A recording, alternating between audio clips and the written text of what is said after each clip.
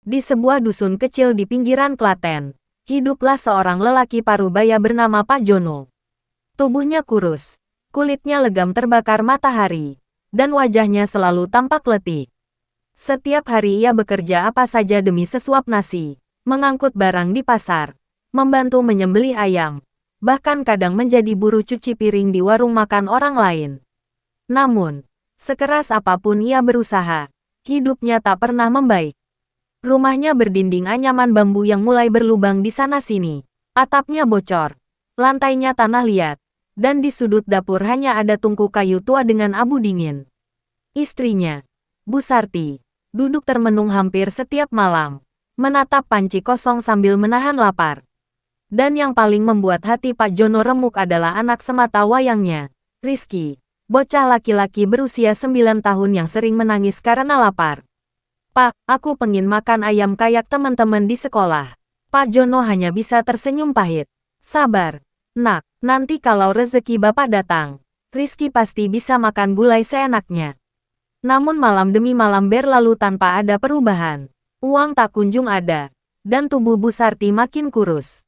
Hingga suatu sore, ketika langit berwarna oranye dan petir bergemuruh di kejauhan, datanglah seorang lelaki tua yang tak pernah dilihat warga sebelumnya. Pakaiannya hitam lusuh, matanya tajam seperti menembus jiwa, dan di tangannya tergenggam tongkat kayu dengan ujung berlumur tanah basah. Lelaki itu berhenti di depan gubuk Pak Jono dan tersenyum samar. Aku dengar kau pandai membuat gulai ayam, Jono. Ah, cuma bisa sedikit. Pak, buat makan sendiri saja kadang tak sanggup. Kalau begitu, bagaimana kalau kau kubantu? Gulai buatamu akan harum, dagingmu empuk, dan warungmu takkan pernah sepi. Tapi, lelaki itu menatap dalam. Semua ada harganya. Pak Jono tercekat. Ia tahu itu bukan tawaran biasa. Tapi ketika ia melihat Rizky tidur dengan perut kosong, hatinya luluh. Malam itu, ia mengikuti petunjuk lelaki misterius itu, membawa seekor ayam putih hidup dan setetes darahnya sendiri ke kebun bambu belakang pasar. Malam turun dengan sunyi yang mencekam. Kabut tebal menyelimuti kebun bambu, dan angin berdesir seperti bisikan dari dunia lain. Di tengah kabut itu, lelaki tua tadi sudah menunggu di depan lesung batu berlumur darah kering. Letakkan ayamnya di sini, Jono, katanya datar. Lalu teteskan darahmu di atas kepalanya. Begitu darah jatuh, angin tiba-tiba berhenti. Semua suara menghilang. Tak ada jangkrik, tak ada hembusan daun. Lalu, dari balik rerimbunan bambu, muncul sosok perempuan tinggi berambut panjang dengan mata hitam legam dan kulitnya pucat seperti mayat. Ia mendekat sambil berbisik pelan. Gulai, aku suka gulai. Pak Jono berlutut ketakutan. Lelaki tua itu hanya tertawa lirih. Mulai malam ini, rezekimu akan mengalir. Tapi tiap malam Jumat, berikan satu ayam putih. Kalau tidak, yang lapar akan datang sendiri menagih. Keesokan harinya, Pak Jono membuka warung kecil di pinggir jalan pasar. Ajaib, dagangannya langsung laris. Wangi gulainya memikat siapapun yang lewat. Dalam waktu sebulan, ia membeli gerobak baru, perabot dapur lengkap, dan bahkan membelikan baju baru untuk Rizky. Hidupnya berubah secepat mimpi, namun Bu Sarti mulai curiga. Setiap malam Jumat, suaminya selalu pergi membawa ayam putih dan pisau kecil. Ia mengikuti diam-diam suatu malam, dan mendengar jeritan ayam dari arah kebun, disusul tawa aneh perempuan dari dalam kegelapan. Sejak malam itu, warung Pak Jono semakin ramai, tapi ada hal ganjil. Beberapa pembeli mengaku merasa mual setelah makan, bahkan ada yang mimpi buruk melihat perempuan berambut panjang duduk di depan gerobak gulai. Namun uang terus mengalir, dan Pak Jono pura-pura tak peduli. Sampai suatu malam Jumat, ketika semua ayam di rumah habis dan pasar sudah tutup, suara itu kembali datang dari kebun. Aku lapar. Jono, lapar. Pak Jono pucat. Ia mencari kemana-mana, tapi tak ada ayam. Tiba-tiba, dari kamar kecil di sudut rumah, terdengar suara Rizky memanggil pelan. Pak, aku haus. Pak Jono menatap pintu kamar itu lama. Matanya merah, tangannya bergetar memegang pisau, dan dari luar jendela, bayangan perempuan berambut panjang itu tersenyum, menunggu. Hujan mulai turun deras malam itu. Petir menyambar. Angin berdesir kuat. dan cahaya lampu minyak di ruang tengah bergetar redup. Pak Jono berdiri kaku di depan pintu kamar Rizky sambil menggenggam pisau kecil di tangannya. Suara perempuan itu terus berbisik dari arah kebun. Lembut tapi menekan, seperti menghipnotis. Jono, kau janji, 1 nyawa setiap malam Jumat. Aku lapar. Tubuh Pak Jono bergetar, keringat dingin mengalir di pelipisnya. Ia menatap wajah Rizky yang tidur pulas di tikar bambu, dengan selimut lusuh menutupi tubuh kecilnya. Tiba-tiba, Rizky bergerak pelan dan bergumam dalam tidurnya. Pak, nanti Rizky bantu jualan. Ya, suara itu menghantam hati Pak Jono. Pisau di tangannya bergetar. Ia menunduk, berlutut di samping anaknya, lalu menutup wajahnya sambil menangis. Ampuni aku. Nak, aku nggak bisa. Aku nggak sanggup. Tapi suara dari luar jendela makin keras. Daun-daun bambu berdesir keras, dan suara tawa perempuan itu berubah melengking, seolah marah. Kalau bukan kau yang memberi, aku yang mengambil. Lampu minyak padam seketika, gelap total. Dari balik jendela, tangan panjang pucat menembus kaca dan meraih udara. Disusul bau amis darah dan belatung. Bu Sarti menjerit dari dapur. Jono, apa itu? Pak Jono menoleh. Tapi terlambat, suara langkah kecil Rizky terdengar berjalan ke arah halaman depan. Pintu terbuka perlahan, menimbulkan suara krek panjang.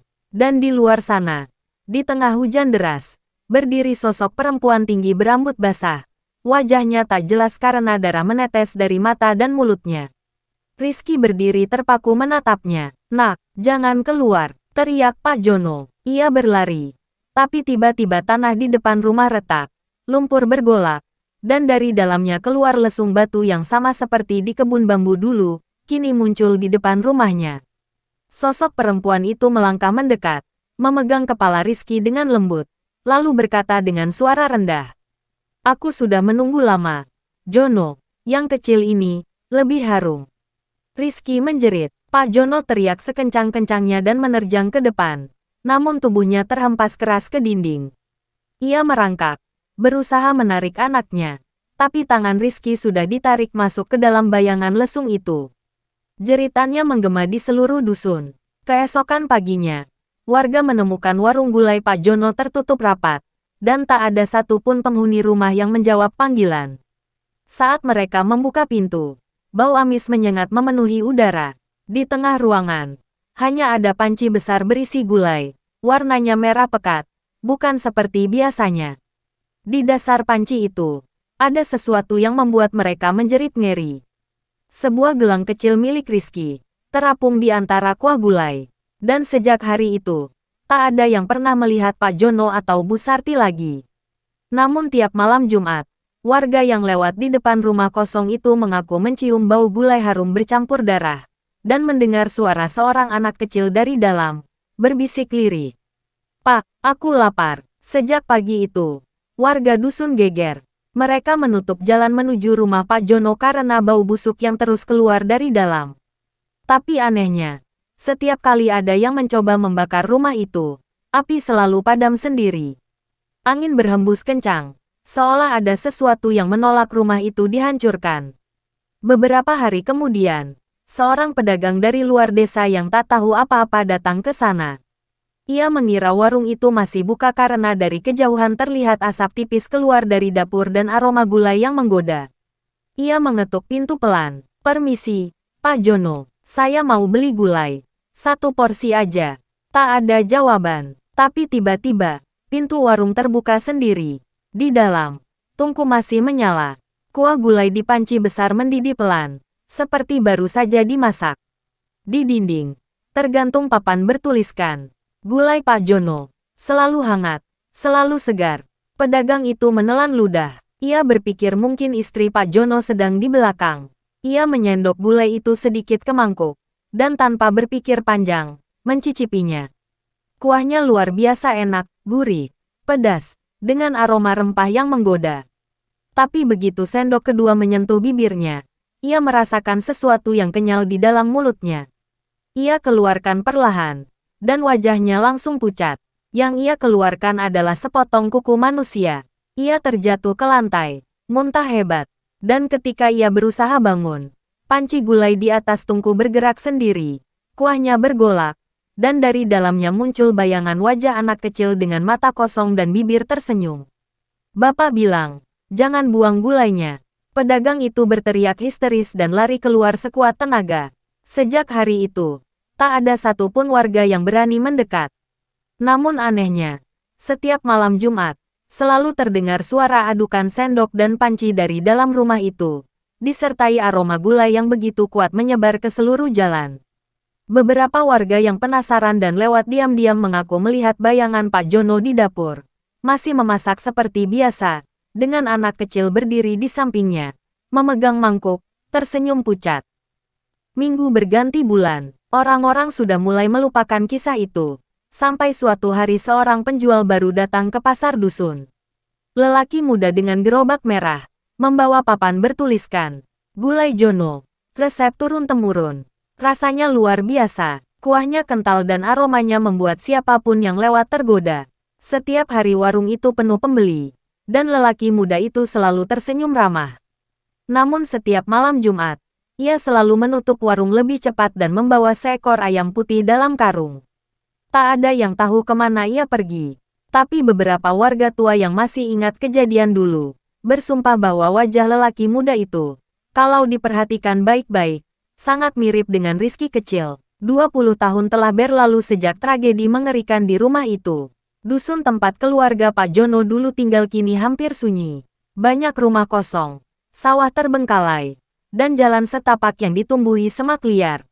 Namun di ujung pasar lama, tepat di bawah pohon beringin besar, berdiri sebuah warung gulai kecil. Papan kayunya bertuliskan sederhana, "Gulai Jono, asli resep turun-temurun."